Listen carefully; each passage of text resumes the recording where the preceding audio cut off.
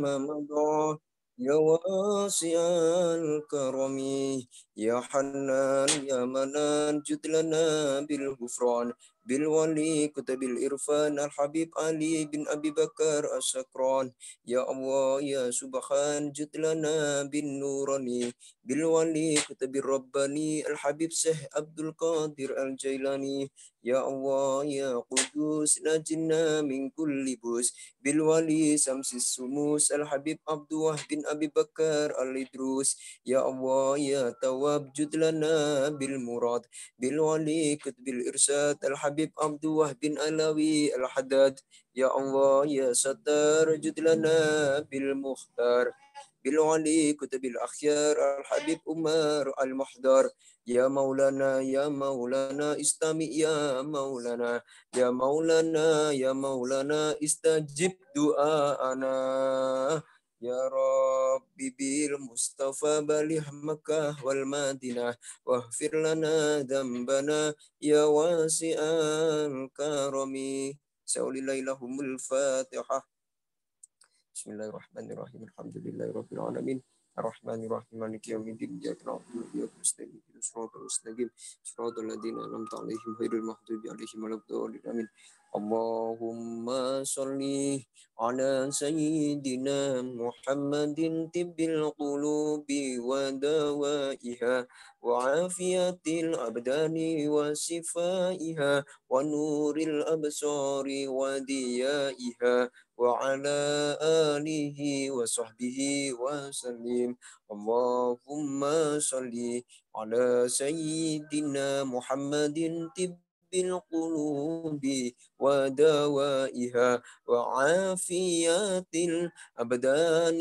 وصفائها ونور الأبصار وديائها وعلى آله وصحبه وسلم اللهم صل على سيدنا محمد طب القلوب ودوائها وعافية الأبدان وصفائها ونور الأبصار وديائها وعلى آله وصحبه وسلم. Monggo Mas Khalil maos kitab Risalatul Muawanah. Bismillahirrahmanirrahim. Assalamualaikum warahmatullahi wabarakatuh. Alhamdulillah bisa berjumpa kembali. Mari kita lanjutkan pembahasan kemarin. Mungkin kemarin ada sedikit yang terpotong di bagian bagaimana adab itu. Yakni terkait minuman itu kita dianjurkan untuk minum itu dalam keadaan duduk seperti itu. Bahkan secara medis juga memang mungkin Gus Taufik dan Adil lebih paham gitu terkait kalau minum dengan duduk itu. Dan termasuk ketika kita tidur itu disunahkan untuk tempat minum itu ditutup. Karena kan kita nggak tahu apakah tempat minum itu udah kemasukan misal hewan atau apa kayak gitu. Bahkan Ibnu Arabi itu mengatakan dalam salah satu karyanya Futuhat Makkiyah, kalau Allah itu dalam satu tahun itu ada satu malam di mana Allah itu menurunkan bala kayak gitu. Makanya kita itu disuruh nutup dulu tuh orang-orang kalau di kampung saya itu gentong itu ditutupin, ceret ditutupin segala macam itu. Terus dulu ada mujahadah kayak gitu, tolak bala itu juga ada, tapi saya lupa itu hari apa gitu. Itu yang lanjutannya kemarin. Terus kita masuk ke pembahasan terkait itikaf. Jadi itikaf ini kita dianjurkan gitu untuk itikaf gitu ya. Bahasanya itu berdiam diri di masjid, kita isi dengan zikrullah, kita isi dengan baca Al-Qur'an, zikir segala macam seperti itu.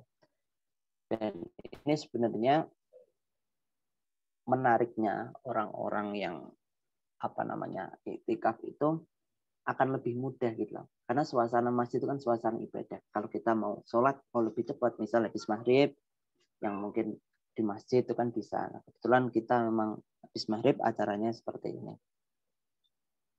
kenapa kok itikaf itu dianjurkan? Karena dalam salah satu hadis Nabi itu, besok itu ada 7 golongan yang akan Allah berikan naungan gitu. Ketika nggak ada naungan itu di hari itu selain naungannya Allah. Salah satu dari golongan itu adalah seseorang yang hatinya itu terpaut dengan masjid. Nah, hatinya terpaut dengan masjid. Wah, pergi kemana itu, kan kadang ada orang itu, wah, masjidnya dekat nggak? Orang kalau nanya masjid itu rata-rata itu lebih karena nanti sholatnya gampang atau enggak, kan kayak gitu loh. Nah itu orang yang seperti itu berarti orang yang bagus, kurang lebih seperti itu. Jadi di mana-mana masjid itu karena tempat yang mulia. Dan kita juga di masjid itu ketika itikaf bukan berarti terus malah guyon atau apa. Kalau anak-anak mungkin masih wajar ya, pelayon apa berlari-larian di masjid. Tapi tetap adab-adab masjid itu kita harus merendahkan suara. Jangan sampai suara kita kok malah keras-keras. Apalagi ngomong yang nggak baik-baik. Dan orang iktikaf di masjid itu biasanya sebelum sholat, bukan kayak gitu. Makanya dia itu akan apa ya, menangi bahasa ininya apa ya, akan mendapati waktu di mana azan dan iqomah. Azan dan iqomah tuh orang tuh udah di masjid.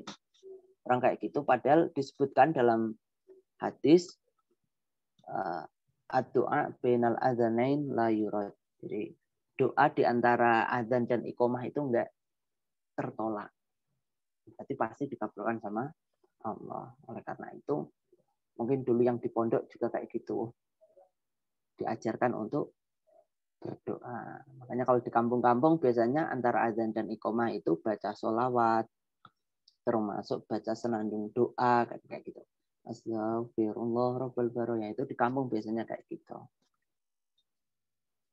Selain itu, ketika kita itu iktikaf, otomatis itu kan berarti kita mendapati apa ya, sholat di awal waktu lah. Nah, gimana kalau misal kita posisi nggak iktikaf kayak sekarang macam. Nah, ketika kita dengar azan, nah itu dianjurkan bagi kita untuk segera menghadiri panggilan Allah itu. Salah satu tokoh dari Mesir itu, Hasan al-Banna, itu pernah menyampaikan, kum ila sholah mata sami'tan nida mahmata kunidoro. Ustadz saya itu dulu sering ulang-ulang itu. Ketika kamu dengar suara azan, bangun. Nah, datangi keadaan apapun. Nah, kayak gitu. Mungkin kalau yang dulu pernah di pondok, nah itu terbiasa itu kayak gitu. Karena apa? Fadlu awalil waqti ala akhirihi kafadlil akhirati ala dunya. Jadi sholat itu ada waktu afdol, ada waktu karoha, ada kayak gitu kan. Mas sholat di awal itu, nah itu di awal waktu itu punya keutamaan tersendiri dibanding sholat di akhir waktu. Nah, ini menjadi penting bagi kita yang mungkin sekarang posisinya di rumah, nggak ada nggak ada kesibukan, nggak kayak ketika masih di kampus banyak pekerjaan. Nah itu sangat mungkin bagi kita untuk ketika ada suara azan berkumandang kita langsung mendatanginya. Nah, sholat ini juga pada dasarnya kita dianjurkan untuk khusyuk. Khusyuk itu apa? Jadi kita menghadirkan Allah dalam hati kita. Seolah-olah kita ini benar-benar berhadapan sama Allah gitu. Ini yang sangat penting. Karena setan itu biasanya mengganggu kita justru waktu sholat. Teman-teman yang punya apa ya, kreativitas tinggi gitu, misal suka nulis, suka bikin project atau suka apa, itu biasanya waktu senggang kayak gini nggak kepikiran, tapi ketika sholat tiba-tiba muncul ide-ide yang bagus. Itu dulu saya masih ingat baca buku salah satu Gus dari Jawa Timur. Dia itu nanya ke abahnya, bah saya itu kok ketika sholat inspirasi muncul. Oh maaf kan gitu. Bah ketika saya di kamar mandi kok inspirasi muncul. Abahnya itu senyum sambil jawab, loh bagus itu berarti benar-benar imajinasi dari kreativitasmu. Kalau kok imajinasi itu muncul ketika sholat, itu dari setan. Itu sebuah guyon tapi yang cukup unik gitu loh. Ternyata kreativitas muncul ide-ide unik muncul itu ketika sholat. Dan ini rata-rata perkara dunia. Jarang ada orang yang terus kok, wah, aku habis sholat ini nanti aku mau zikir yang lama. Jarang kayak gitu. Takutnya ada niatan seperti itu malah, wah, zikir yang lama. Kok malah kayak ria, tapi pengen dianggap kurang hijau dan segala macam. Nah itu. Termasuk kita kalau sholat itu khususnya imam ya. Nah imam itu disunahkan untuk membaca surat-surat tertentu. Nah, misal contoh yang pernah dicontohkan oleh Rasulullah, kalau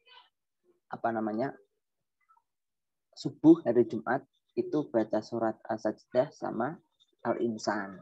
Nah, ini dulu saya sama Adil ini kalau di pondok subuh itu imamnya itu pasti Ustadz Muktamad namanya. Wah, 2 rakaat tapi serasa panjang sekali sambil terkantok-kantok. Nah, yang junior terkadang seperti itu. Itu memang ada contohnya dari Rasulullah. Tapi Rasulullah juga menganjurkan kepada kita untuk jangan baca panjang-panjang, jangan baca terlalu pendek-pendek. Imam itu harus tahu lihat makmumnya, kondisi makmumnya seperti apa. Itu pernah Sayyidina Mu'ad bin Jabal itu seperti itu. Sehingga dianjurkan untuk memperingan bacaan sholat. Terlebih ketika ada anak-anak. Wallahu a'lam bishawab. Semoga bisa menjadi bahan renungan bagi kita untuk senantiasa mendekatkan diri kepada Allah lewat i'tikaf, memperbaiki sholat kita. Dan juga semoga dengan ngaji kali ini, ada satu bagian tadi yang belum saya sampaikan. Sebelum sholat itu disunahkan untuk membaca An-Nas atau Al-Falaq dan An-Nas. Nah itu untuk menjaga diri kita biar dari gangguan setan. Ya mungkin ini menjadi ilmu yang baru bagi kita. Sebelum sholat, sebelum niat kita baca itu. Semoga ketika sholat kita dijauhkan dari was-was yang dihembuskan oleh setan. Wallahu a'lam bishawab. Sekian dari saya, semoga bermanfaat. Assalamualaikum warahmatullahi wabarakatuh.